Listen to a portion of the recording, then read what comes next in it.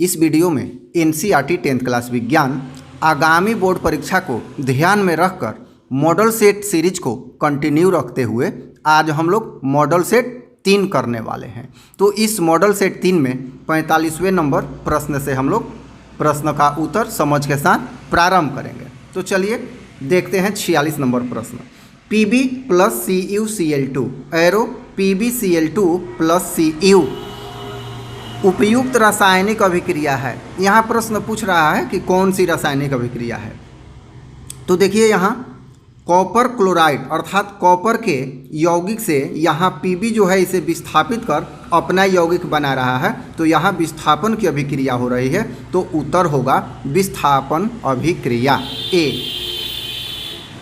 प्रश्न नंबर 47। लोहा को जिंक से लेपित करने की क्रिया को कहते हैं। यहाँ 4 विकल्प दिया हुआ है। तो इसमें से गैल्वनीकरण जो है अर्थात गैल्वेनाइजेशन, इस प्रक्रिया में लोहा को जिंक से लेपित किया जाता है। तो उत्तर होगा बी। 48 नंबर प्रश्न। जस्ता तथा तनु हाइड्रोक्लोरिक अम्ल की अभिक्रिया के फलस्वरूप निम्न में से कौन सा गैस बनता है। देखिए यहाँ जस्ता अर्थात धातु और ये है एसिड अर्थात अम्ल। तो हम जानते हैं कि जब धातु और अम्ल की अभिक्रिया होती है तो हमेशा हाइड्रोजन गैस निर्मित होता है। तो यहाँ 48 का उत्तर हो जाएगा सी। अब 49 नंबर प्रश्न। निम्नलिखित में कौन अधिक अभिक्रियाशील है अर्थात जो दिया हुआ है इतना, इसमें से कौन अधिक अभिक्रियाशील है। तो यहाँ पे जो कॉपर है ये इन सभी से अभिक्रियाशील है, क्योंकि ये जो चांदी है और ये सोना है ये तो बहुत ही लेस रिएक्टिव है, और पारा जो है Hg इससे कॉपर अधिक रिएक्टिव है। तो यहाँ सब में कॉपर जो है मोर रिएक्टिव है। 50 नंबर प्रश्न। निम्न में से कौन अधातु है। तो लोहा धातु है, एल्युमिनियम धातु है, यहाँ पे सोना धातु है, ये जो कार्बन है सी यह अधातु है। तो उत्तर होगा बी। 51 नंबर प्रश्न। कैल्शियम की परमाणु संख्या। तो कैल्शियम की परमाणु संख्या होती है 20। उत्तर होगा डी। यहाँ 52 नंबर प्रश्न। सिलिका क्या है। तो यहाँ दिया है धातु, अधातु, उपधातु, कोई नहीं। तो देखिए सिलिका बालू में मौजूद होता है और यह न धातु है न अधातु और उपधातु भी नहीं है। तो उत्तर होगा कोई नहीं। 53 नंबर प्रश्न। नाइट्रोजन अणु में कितने सहसंयोजक आबंध होते हैं। तो यहाँ हम जानते हैं कि नाइट्रोजन अर्थात N और N के बीच में ट्रिपल बॉन्ड होता है। तो इसमें कहेंगे 3 सहसंयोजक आबंध होते हैं। 53 का उत्तर होगा सी। 54 नंबर प्रश्न। संगमरमर का रासायनिक सूत्र है। तो संगमरमर का रासायनिक सूत्र है CaCO3 अर्थात कैल्शियम कार्बोनेट। उत्तर होगा ए। 55 नंबर प्रश्न। कौन सा एंजाइम इमल्सीकृत वसा का पाचन करता है। तो यहाँ 55 का उत्तर होगा सी। लाइपेज एंजाइम जो है वो वसा के पाचन में इमल्सीकृत करने का काम करता है। 56 नंबर प्रश्न। लाल रक्त कणिकाओं को लाल कौन बनाता है। यहाँ विकल्प है तांबे के यौगिक, लोहा के यौगिक, लवण के यौगिक, इनमें से कोई नहीं। तो उत्तर होगा लोहा के यौगिक। यहाँ 56 का बी उत्तर होगा। 57 नंबर प्रश्न। इनमें कौन सा फल पकाने के लिए प्रयुक्त होता है। तो यहाँ दिया है ऑक्सिन, जिबरेलिन, साइटोकाइनिन। तो ये तीनों जो है वृद्धि हार्मोन है। यहाँ सी दिया है एथिलीन। तो ये जो है फल पकाने में प्रयुक्त होता है। उत्तर होगा 57 का सी। 58 नंबर प्रश्न। वह प्रक्रम जिसके द्वारा जीव अपने जैसी संतान की उत्पत्ति करते हैं कहलाता है। तो ये जनन कहलाता है, जनन प्रक्रम है। इन चारों विकल्प में से ए जनन सही होगा। 59 नंबर प्रश्न। सामान्य प्रकुंचन दाब होता है। वही जो बीपी नापने की मशीन में होता है 120/80। तो वही है सामान्य प्रकुंचन अर्थात अधिकतम। तो क्या है 120 mm। इसका सही आंसर होगा सी। 60 नंबर प्रश्न, पत्तियों के प्रकाश संश्लेषण द्वारा बना भोजन पादप के अन्य भागों में किसके द्वारा भेजा जाता है? तो यहाँ दिया है जाइलम द्वारा, तो जाइलम तो जल को यहाँ से वहाँ करता है। फ्लोएम द्वारा, यहाँ फ्लोएम होगा। फ्लोएम जो है पत्तियों द्वारा बनाए गए भोजन को आवश्यकता के अनुरूप ऊपर अथवा नीचे पौधों के विभिन्न भागों तक ले जाता है।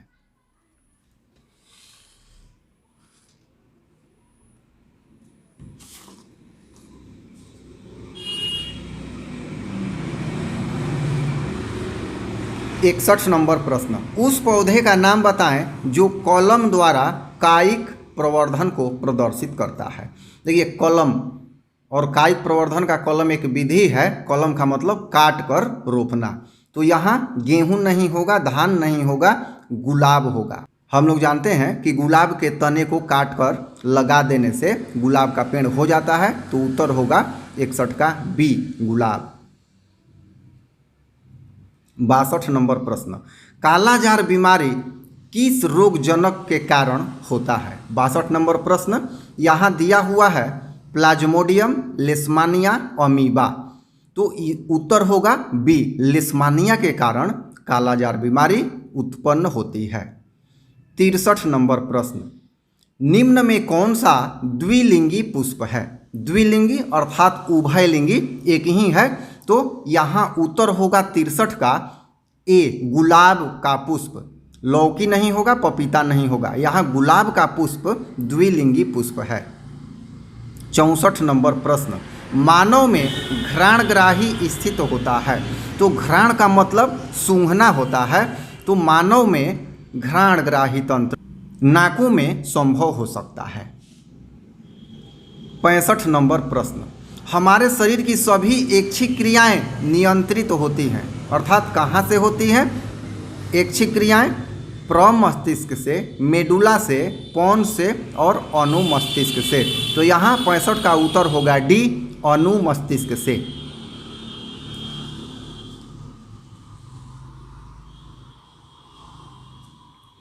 66 नंबर प्रश्न, जंतुओं में वृद्धि हार्मोन स्रावित होता है।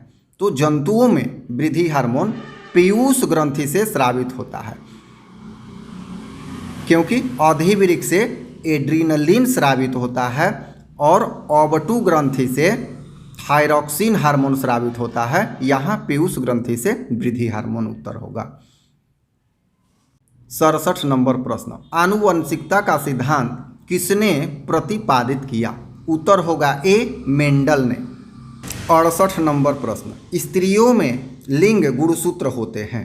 तो ये XY जो है पुरुष में होता है और XX जो होता है स्त्री में होता है। उत्तर होगा बी। 69 नंबर प्रश्न, निम्न में से कौन जैव निम्नकरणीय कचरा है? जैव निम्नकरणीय अर्थात जो कचरा सड़ या गल जाता है। तो प्लास्टिक नहीं होगा, थर्मोकोल नहीं होगा, पॉलीथीन नहीं होगा, यहाँ टिश्यू पेपर होगा। ये पूर्णतः गल जाता है। 70 नंबर प्रश्न, निषेचन क्रिया के पश्चात युग्मनज में क्या बनता है? तो निषेचन के पश्चात युग्मनज से भ्रूण का निर्माण होता है। यहाँ उत्तर होगा बी, 70 का भ्रूण।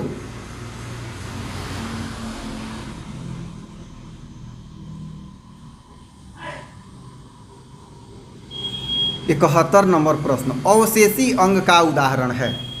अवशेषी अंग का उदाहरण कर्णपल्लव की पेशियाँ, पुच्छ, कशेरुकाएँ, निषेचक पटल और ये दिया है इनमें सभी। देखिए अवशेषी अंग का अर्थ ये होता है कि वो अंग हम में मौजूद है किंतु उसका कार्य अब बदल चुका है, आज के समय में उसका कार्य नहीं है। तो ये जो तीनों ABC में दिया है ये तीनों ही अवशेषी अंग के उदाहरण है। उत्तर होगा डी। 72 नंबर प्रश्न, एक आहार श्रृंखला में शाकाहारी से निर्माण होता है। शाकाहारी का मतलब होता है घास अथवा फल फूल खाकर। तो यहाँ पर शाकाहारी का निर्माण कर, तो यहाँ पर जो शाकाहारी होगा वो क्या होगा? द्वितीय पोषी स्तर होगा। 73 नंबर प्रश्न, मैग्नीशियम पाया जाता है। मैग्नीशियम पाया जाता है, कहाँ पाया जाता है? तो यहाँ ए होगा, क्लोरोफिल में मैग्नीशियम पाया जाता है। उत्तर होगा 73 का ए। 74 नंबर प्रश्न, मनुष्य में प्रमुख उत्सर्जी अंग है। उत्सर्जी अंग का नाम बताना है। तो रक्त, श्वेत ग्रंथि ये नहीं होगा, यहाँ पे वृक्क जो है ये उत्सर्जी अंग है। 75 नंबर प्रश्न, खुला परिसंचरण तंत्र पाया जाता है। तो यह जानते हैं हम लोग कि कॉकरोच में, मनुष्य, घोड़े तथा स्त्री में जो परिसंचरण तंत्र है वो रक्त वाहिकाओं द्वारा संपन्न होता है। 76 नंबर प्रश्न, इंसुलिन नामक हार्मोन की कमी से कौन सा रोग उत्पन्न होता है। तो इंसुलिन नामक हार्मोन से मधुमेह की बीमारी होती है। 77 नंबर प्रश्न, तंत्रिका तंतु की उत्पत्ति किस प्राथमिक ऊतक द्वारा होता है। तो 77 का उत्तर होगा यहाँ सी, इंडोडर्म। याद रखिएगा, इंडोडर्म से तंत्रिका तंतु की उत्पत्ति होती है। 78 नंबर प्रश्न, मनुष्य में वृक्क एक तंत्र का भाग है जो संबंधित है। अभी अभी हम लोगों ने ऊपर पढ़ा है, तो होगा इसमें उत्सर्जन तंत्र से। वृक्क उत्सर्जन तंत्र से संबंधित है। 78 का सी उत्तर होगा। 79 नंबर प्रश्न, दही के जमने में निम्नलिखित कौन सी क्रिया होती है। तो दही के जमने में किण्वन की प्रक्रिया होती है। उत्तर होगा यहाँ सी, किण्वन। 80 नंबर प्रश्न और अंतिम प्रश्न है, मानव मादा में निषेचन होता है। तो यहाँ विकल्प है गर्भाशय में, अंडाशय में, योनि में, फैलोपियन नलिका में। तो यहाँ गलती होने की संभावना होती है, याद रखिएगा। 80 का उत्तर होगा डी, फैलोपियन नलिका में। तो इस तरह से तीसरा मॉडल सेट समाप्त हुआ। अगले वीडियो में हम लोग विज्ञान के चौथे मॉडल सेट के साथ उपस्थित होंगे। धन्यवाद।